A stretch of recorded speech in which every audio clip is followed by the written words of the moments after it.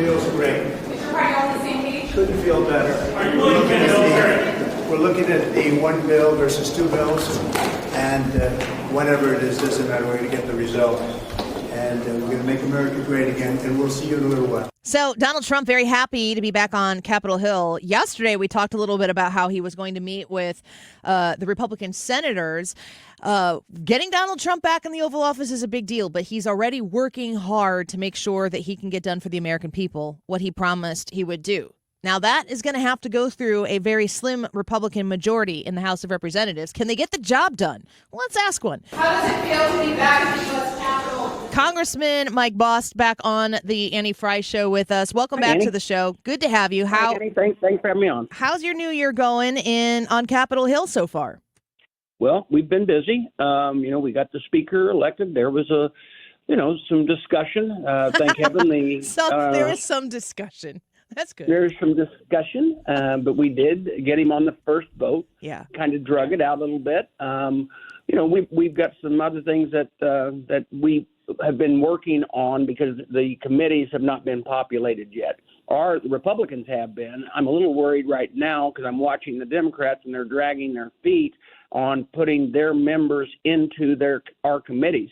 And we can't start our work until they get that done. And so I hope that they're going to get that done as quick as possible. We were hoping by next week. Is that a move on their part? Is that? Yeah, I think so. I think it is. I think they're doing it to just slow things down, and here we are. We're biting at the bit. The best way I can describe it with things that we've got to get done. We had a meeting with the leadership in Baltimore last weekend to discuss and working on how we're going to put this together for reconciliation. I'll be headed down to Mar-a-Lago on tomorrow, actually, and then have a meeting on Friday. All of the chairs are meeting with the president-elect to discuss, his. We know what his priorities are. It's the best strategy so that we don't lose some of our own members. You heard the argument and discussion. Should it be one bill? Should it be two? I'm going to vote for it no matter what. Okay, if it's one or two. But the thing is, I believe that if one bill would make sure that everybody votes for it, and though they might not like one thing or another. We won't have to try to. My big fear is that something breaks down and we have certain of our own members that don't go with us, and that would be tragic because right now, we've got to get this done. And reconciliation, it's kind of wonky. What reconciliation is. It's a process if you have control of the House, control of the Senate, and the president, it allows us to bypass the cloture rule in the Senate. For the one time because it's moving budgetary concerns, and it has to do. There's a thing called the Byrd rule, and that was because former member Byrd kind of set up a situation where it has to be part of a budget process, and it also has to deal with mandatory spending. And the person who makes that decision, whether the language is doing what is required under the Byrd rule, is the parliamentarian in the Senate, and I'm not making this up, as he does what is known as the Byrd bath, which is basically go through and make sure nothing. I'm not joking. That's what it's called. And nobody's surprised. I have been, just so you know, I have been through this process one time before, and that was when Trump was elected the first time. And with that, at that time, remember, it was his first time being president, and Paul Ryan was there. They didn't necessarily agree as well and as much as he does with Mike Johnson. So I think we're going to, but the question is how do we make sure it meets all those requirements, and how do we get it done as quick as possible? We're looking at to possibly get it by April. In there, what we're looking for, and he's looking for. Is this the two bills versus the one big beautiful bill? Is that what you're talking about right now? Yeah. Basically, what we are proposing is we put the border issue, the tax relief issue, and the debt limits all in one. And the debt limit there's a reason why we would move the debt limit. Not that we're going to spend more because we're going to reduce the overall budget. But the debt limit, which has to make sure that the credit of the United States is good, and that we aren't basically going get our credit rating dropped and No everything default. like that. Yeah, no default, right? And so we have to do it. But if we do it now during reconciliation, it doesn't allow Chuck Schumer to be in a position to have to negotiate and push the Democrats' view, which will then cost us more money. Okay. Because they always cost us more money. Yeah, that's kind of the slogan of the party. Let's back up here a little bit, because all of these things that you were talking about, American voters, people listening right here in St. Louis and on the east side, in the 12th district that you represent in the House of Representatives, You're going to hear a lot about this stuff coming up. And I want to make sure that some of these bold-faced words that you just talked about, that people understand them, because I definitely find myself, you speak in jargon, I speak in jargon, and then you kind of talk over the people who need to understand it. The first thing that I want to highlight is you talked about the Democrats maybe slow walking their committee appointments just to slow down the process. They know it's coming every day that they can delay. It's about all that they can do right now. Tell me why the committees are important to get these types of things done. In order, like, where does the committee? What's their role in the process of getting a bill? And that's why the committee chairs are going down to meet with the president, is because each committee has things that can be put in reconciliation. These are the type things that you can really, because you're dealing with mandatory spending. And whenever I say mandatory spending, there's two areas of mandatory spending, according to Bird Rail, you cannot touch. So your listeners need to know that. And that is Medicare and Social Security. Those cannot and will not be touched. So don't let anybody try to. Don't freak out. Don't freak out. That's right. The Republicans have your back on that. Yeah. Right. Remember, the only time that Medicare was reduced was not by Republicans. It was when Obamacare came into existence, and that's how they funded part of it. Okay, so you talked about reconciliation as a way for the two chambers to come together to get the job done. When it comes to budgetary things, in order for the Senate to pass budgetary things, my understanding is when it has to do with budget stuff, you just need a simple majority in the Senate now. Is that correct? For the reconciliation. For the reconciliation part. For the reconciliation, it is, because what it's doing is they're reconciling with the House. So therefore, that's where the term comes up.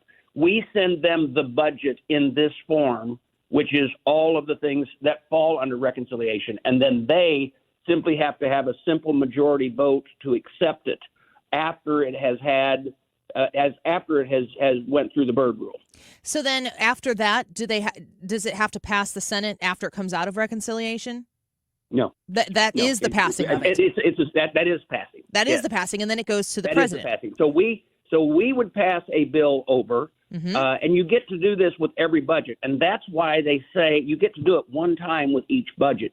That's whenever we're saying, the reason being is, you remember, we haven't passed the 2025 budget yet. So we can actually use reconciliation on that, and then after April, we'll be working on 2026, and so we'll get another reconciliation. But we don't believe that we should do that in the House. Okay, we'll see what he has to say this weekend. But we believe that the biggest fear we have is if we get the border done, and all of a sudden they don't want to do the set. We're afraid we're going to lose the tax relief in it, and the tax relief has to be done by December. Okay. And so that is the argument. But by putting them together, it puts enough sweeteners in that all of us are able to stay together, because we have certain members that, and I mean, I'm going to work to get this done, because this is how we govern. Can you tell us who those members are? Who's going to balk on this? Well, yes, there's a possibility of Chip Roy. There's a possibility of it is those members of the Freedom Caucus that you see the most, which is really wild, because they want to help Trump. But if you want to help Trump, you want to get this done. Is Trump going to be able to rule with the iron fist and make them get in line? I hope so. I watched when he did with Mike Johnson, and he came on board and helped. My hope is that he is right in the middle of this process, which I believe he will be.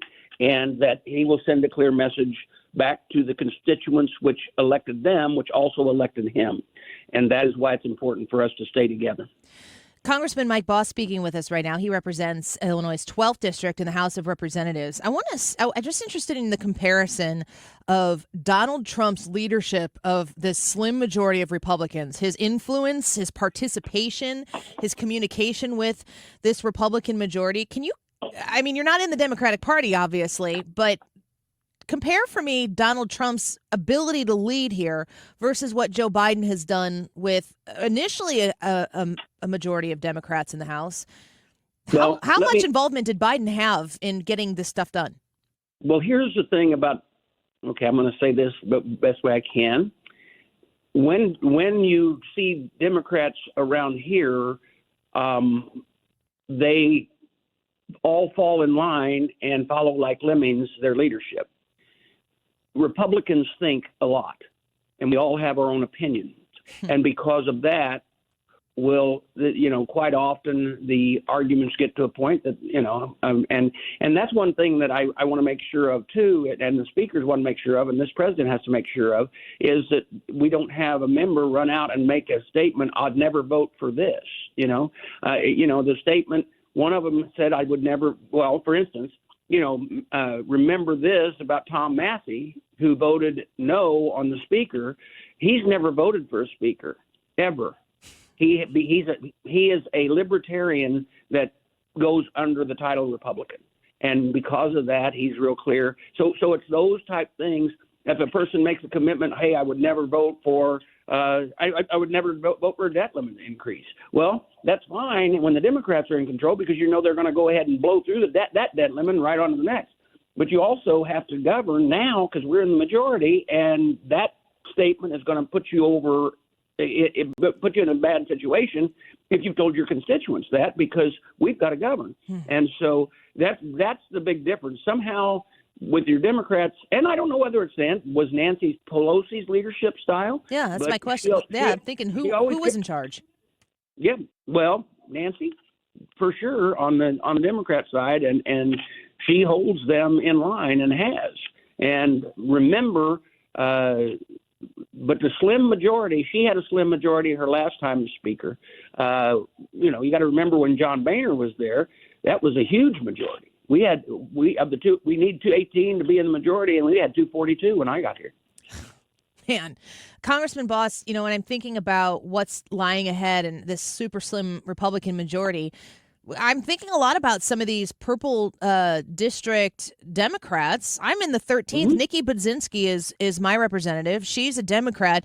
And every time I see one of these crazy bills and I'm like, who's voting against the Lake and Riley Act? I'm always going to look at where she votes. And I want a Republican in that district, but she seems to vote purple more than she votes blue. Well, when they give her permission to. I'm sure. It's the same way as the Illinois state legislature. But my question to you is, do you find yourself interested in working with any of these Democrats? You think some of these Democrats are going to come over across the line and get stuff done? If the Democrat wants to secure our border, reduce crime, expand so that we can become energy efficient, independent again, wants to deal with foreign affairs issues the way we would, and do things that are smart government, I want them on board with us. I'm more than willing, and that's, with the VA, quite often we were working through, and we got the Elizabeth Dole Act with a lot of Democrat support. Unfortunately, it was the ranking member on the Democrat side over here that didn't want us to move anything because he doesn't agree with us using community care. Well, unfortunately, not everybody has a VA in their backyard. And so we've got to have community care. And so, but he held all that up. If you can stay away from them, but find those that can come over and have Democrats help, that's great. But don't try to cut a deal with us and make it to where we can't get the power, the good legislation that we need and that we promised the American people to deliver on. Well, we're going to be watching closely, Congressman. We appreciate your insight Don't here. doubt that a bit. Everybody should be watching closely. Yeah. Thank you for the vocabulary lesson. We look forward to having you back. And you guys are going to get so much done, you're going to have to come back all the time. So we're looking forward to the It's next. going to be really big. Yep. Really big. Take care. Bye-bye. All right. Thank you.